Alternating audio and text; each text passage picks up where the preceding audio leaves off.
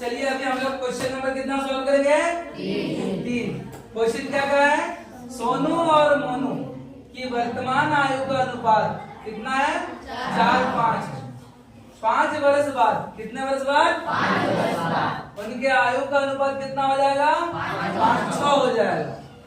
उनकी वर्तमान आयु ज्ञात कीजिए। क्या करेंगे? वर्तमान आयु ज्ञात करेंगे। तो चलिए आइए क्या करते हैं, सॉल्व। सबसे पहले तो किसका? सोनू और मोनुआ का क्या करेंगे? मान लेंगे ना। तो देखो क्या है, माना सोनू, किसका रे? सोनू की वर्तमान आयु, कौन सा आयु? वर्तमान आयु कितना है?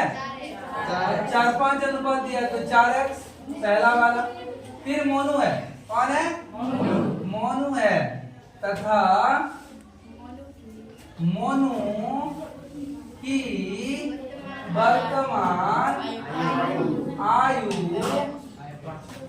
कितना है? 5x। ठीक है, अगर वर्ष लिखोगे तो लिख लो, इतना वर्ष और ये भी इतना वर्ष। अब देखो क्वेश्चन क्या कहा है, 5 वर्ष बाद, कितना वर्ष बाद? 5 वर्ष बाद। तो 5 वर्ष बाद बोला, इसका मतलब 5 वर्ष जुड़ जाएगा, बाद में बोला है। तो प्रश्नानुसार देखो क्या करेंगे।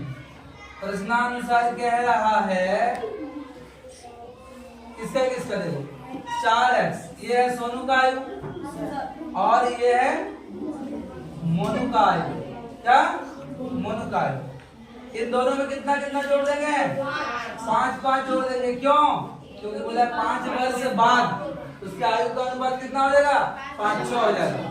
और 4 वर्ष बाद, सॉरी 5 वर्ष बाद उन दोनों का आयु का अनुपात कितना हो जाएगा? 5/6 हो जाएगा। बात समझ में आ रहा है? पहली बात फिर से बताते देखो एक बार। माना सोनू की वर्तमान आयु इतना, मोनू की वर्तमान आयु इतना, 5 वर्ष बाद, तो दोनों में 5 वर्ष जोड़ देंगे, फिर इसका अनुपात कर देंगे। क्या कर देंगे? अनुपात। तो कितना आएगा? 5-6 आएगा। ये बोल रहा है क्वेश्चन। अब ये एक समीकरण के तौर पर बन गया। अब इसको क्या करेंगे? सरल करेंगे। चलो, तो सबसे पहले देखो ये बटे में है, ये बटे में, तो क्रॉस मल्टीपल करो, क्या हो जाएगा? 4x + 5 को किससे गुना करोगे? 6 से। और फिर 5x + 5 को किससे गुना करोगे? 5 से। ये 5 से होगा। हाँ, अब फिर क्या हो जाएगा?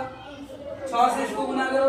अरे इधर देखो, 6 से 4 से गुना करेंगे, कितना होगा? 20। और 6 से फिर 5 को गुना करोगे, कितना होगा? 30। फिर 5 को 5x से गुना करोगे, कितना होगा? 25x। फिर 5 को 5 से गुना करोगे, कितना होगा? 25 होगा। ठीक है, चलिए आगे देखिए। अब एक काम करो, इधर 24x है और 25x को इधर ले आए तो क्या होगा? इक्वल टू, उधर कितना है? 25 है और इधर कितना है? +30। उधर जाएगा तो -30।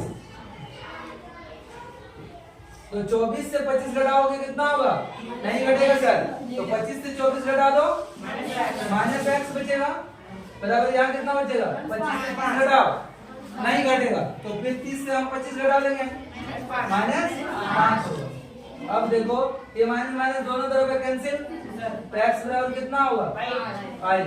ये हो गया नहीं, ये आंसर नहीं। वर्तमान आयु क्या माने थे सोनू का? 4 है। अब लिखेंगे अतः, क्या? अतः सोनुआ का, किसका? सोनू का वर्तमान आयु, कौन सा आयु? वर्तमान आयु बराबर कितना माने थे? 4x।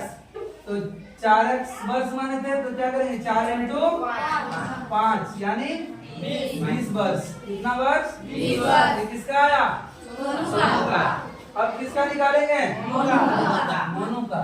अब लिखो एंड मोनू, किसका? मोनू का कौन सा आयु? वर्तमान आयु बराबर क्या माने थे? 5x। ये देखो मोनू की वर्तमान आयु बराबर 5x, तो 5x माने थे, तो 5 × x का मान कितना है 5, कितना हो जाएगा 5 पचे 25 वर्ष। बात समझ में आई? ठीक है। सोनू का वर्तमान आयु कितना आ गया 20 वर्ष और मोनू का वर्तमान आयु कितना आ गया 25 वर्ष। आप लोगों को समझ में आया कि नहीं? आ गया? ठीक है। तो चलिए अभी हम लोग क्वेश्चन नंबर 4 सॉल्व करेंगे। कितना? क्वेश्चन नंबर 4 क्या कह रहा है? क्वेश्चन नंबर 4 एक परिमेय संख्या का क्या है का हर अंश से 4 अधिक है। अधिक अंश और हर प्रत्येक में एक जोड़ दिया जाए तो 1/2 प्राप्त होता है। कितना प्राप्त होता है? 1/2। वही परिमेय संख्या ज्ञात है। अभी हमको जो ज्ञात करने बोला उसी को मान लेंगे। क्या करेंगे? मान लेंगे। तो लिखो माना। क्या? माना। पहले देखो एक परिमेय संख्या का हर अंश से 4 अधिक है। हर जो है ना वो अंश से 4 अधिक है। तो किसको मान लेंगे? माना अंश। माना अंश बराबर क्या? x। इसलिए हर क्या हो जाएगा? इतना अधिक है 4 अधिक है यानी x प्लस 4। ठीक है। अब प्रश्नानुसार क्या बोल रहा है ध्यान देना। प्रश्नानुसार कह रहा है कि ये एक परिमेय संख्या है, ये अंश है, ये हर है। तो देखो परिमेय संख्या में अंश को ऊपर लिखते हैं और हर को नीचे लिखते हैं। फिर प्रश्न क्या कह रहा है? अधिक अंश और हर प्रत्येक में एक जोड़ दिया है। तो इसमें भी एक जोड़ देंगे और इसमें भी एक जोड़ देंगे तो मुझे क्या प्राप्त होगा? 1/2 प्राप्त होगा। बात समझ में आई? यहाँ तक समझ में आया? और यहाँ तक यदि समझ में आ गया तो आगे कुछ नहीं। x प्लस 1 और यहाँ x प्लस 4 प्लस 1 कितना होगा 5 बराबर 1/2। इसको कर दोगे क्रॉस मल्टीप्लाई। क्या कर दोगे? Cross multiply. इससे इसको गुना कर दोगे और इसको इससे गुना करो। तो 2 से इसको गुना करो। 2 गुना x प्लस 1 और एक क्या? 1 से इसको गुना करो। 1 गुना x प्लस 5। अभी 2 से इसको गुना करेंगे क्या होगा? 2x प्लस 2 और 1 से गुना करेंगे तो वही रहेगा जी है। अब 2x ये x इधर ले आओगे तो माइनस और इधर 5 है, इधर चला जाएगा तो अब 2x सॉरी 2x से x लड़ाएंगे 1 को x बचेगा। 5 से 2 घटाओगे 3। ये आ गया x का मान। इसका मान आ गया x का मान आ गया। अब ध्यान दीजिएगा माना अंश क्या माने थे? x। तो लिखेंगे अतः अंश बराबर क्या बराबर है? अंश बराबर 3 एंड हर क्या माने थे? x प्लस 4 यानी 3 प्लस 4 बराबर 7। इसलिए क्या? इसलिए क्या बोलना? परिमेय संख्या। इसलिए परिमेय संख्या बराबर क्या हो जाएगा? अंश बटे हर। अंश कितना आया? 3। हर कितना आया? 7। ये हो गया आपका आंसर। और ये वही परिमेय संख्या। बात समझ में आई? कोई दिक्कत नहीं सर। ठीक। क्वेश्चन नंबर 5 सॉल्व करेंगे। क्या कह रहा है क्वेश्चन नंबर 5? एक परिमेय संख्या का अंश उसके हर से 8 अधिक है। तो परिमेय संख्या का जो अंश है वो हर से 8 अधिक है। यदि अंश में 17 जोड़ दिया जाए तथा हर में 1 घटा दिया जाए तो हमें 3/2 प्राप्त होता है। वो परिमेय संख्या ज्ञात है। ठीक है।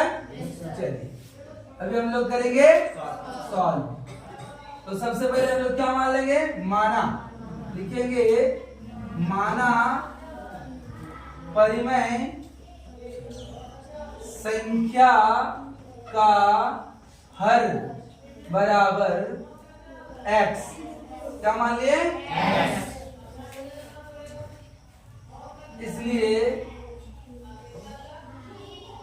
इसलिए अंश बराबर क्या हो जाएगा? बोला है अंश उसके हर से 8 अधिक है। तो किससे अधिक है? हर। हर हो गया x और 8 अधिक है यानी 8 जोड़ देंगे, ये हो गया अंश। अब प्रश्नानुसार करेंगे। इसके अनुसार प्रश्नानुसार क्या कह रहा है कि अंश में 17 जोड़ दिया जाए।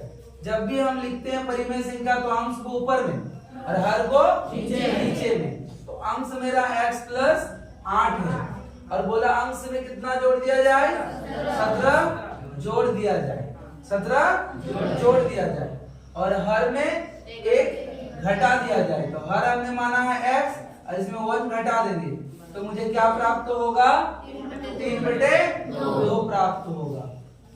समझ में आ रहा है? कोई दिक्कत नहीं?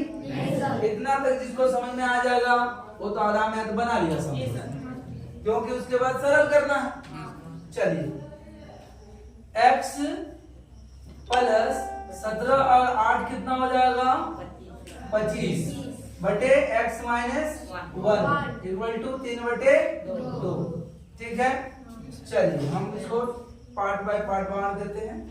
अभी क्या करेंगे, ये देखो x प्लस 25 को 2 से गुना कर देंगे और x माइनस 1 को 3 से गुना कर देंगे, क्रॉस मल्टीपल हो जाएगा। तो क्या हो जाएगा, 2 को गुना करो इससे तो 2 इंटू x प्लस 25 और बराबर 3 से ये गुना हो जाएगा, ये उधर चला जाएगा तो 3 गुना x माइनस 1। ठीक है, गुना का चिन्ह 2 चाहे ना 2 चलेगा। तो ये क्या हो जाएगा, 2 एक बार x से गुना होगा तो 2x और फिर 2 एक बार 25 से गुना होगा तो 25 दूनी 50।